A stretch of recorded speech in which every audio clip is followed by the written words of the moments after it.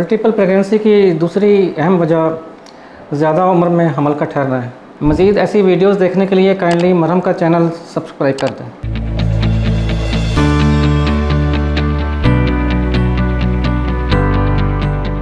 बिस्मिल्लाहिर्रहमानिर्रहीम। मुअज़्ज़ज़ नाज़रीन, अस्सलाम वालेकुम। मेरा आज का टॉपिक है ट्रिपलेट प्रेगनेंसी, जो कि मल्टीपल प्रेगनेंसी की एक किस्म है।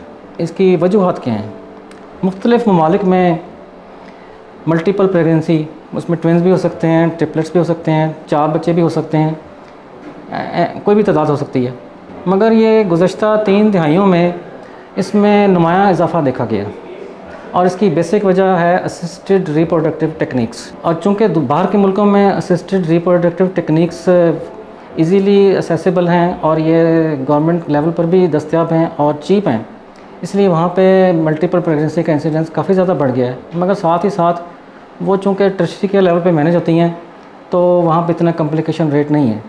और हमारे मुल्क का आलम ये है कि असिस्टेड रिप्रोडक्टिव टेक्निक्स में जो गैर मुस्तनद लोग हैं वो ओवेरियन हाइपोस्टिमुलेशन करके केसेस ख़राब करते हैं और जिसकी वजह से वो प्रॉपर रेफरल नहीं होता और इस वजह से कॉम्प्लिकेशन रेट ज़्यादा है। मल्टीपल प्रेगनेंसी की दूसरी अहम वजह ज़्यादा उम्र में हमल का ठहरना है।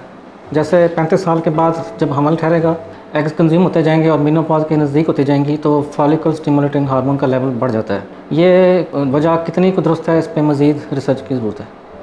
अब जो मल्टीपल प्रेगनेंसी होती है उसमें नॉर्मल प्रेगनेंसी की निस्बत signs and symptoms of pregnancy बहुत ज़्यादा एग्रीवेट हो जाते हैं, जैसे नाज़िया, वॉमिटिंग ऑफ प्रेगनेंसी और उसकी कॉम्प्लिकेशंस, जैसे ब्लड प्रेशर का हाई हो जाना और अगर अनकंट्रोल्ड है तो उसको एक्लेम्सिया, जिसमें मिर्गी नुमा दौरे पड़ने लग जाते हैं। और इसके अलावा diabetes mellitus, gestational diabetes mellitus का हो जाना, और इसमें बहुत ज़्यादा कॉम्प्लिकेशंस हैं प्री टर्म लेबर की, और बाज़ औक़ात तीनों में से 1 या 2 बच्चे की मौत भी वाक़ हो जाती है। और ये काफ़ी एक कम्प्लेक्स सूरत हाल होती है और इसको किसी माहिर और मुस्तनद डॉक्टर को ही डील करना चाहिए। अब फाइनल इसकी मैनेजमेंट 3 चीज़ों पे डिपेंड करती है कि ये जो मेडिकल डिसऑर्डर साथ साथ चल रहे हैं ये कहाँ तक कंट्रोल हो रहे हैं, माँ की ऑब्स्टेट्रिकल हिस्ट्री क्या है, और जो बच्चों की लाई और प्रेजेंटेशन क्या है। और इसमें ज़रूरी नहीं कि सजेन सेक्शन ही किया जाए और ये भी ज़रूरी नहीं कि वेजाइनल डिलीवरी हो। ये मैनेजमेंट जो है time and mode of delivery ये टेलर मेड की जाती है किसी मुस्तनद डॉक्टर से। नाज़रीन, इस वीडियो के बारे में अगर आप कुछ मज़ीद जानना चाहते हैं तो कमेंट्स में पूछ सकते हैं। मेरा नाम प्रोफेसर डॉक्टर जमशेद फ़िरोज़ है और मैं तकरीबन गुज़श्ता 35 सालों से शोबा अमराज़ नस्वां से वाबस्ता हूँ।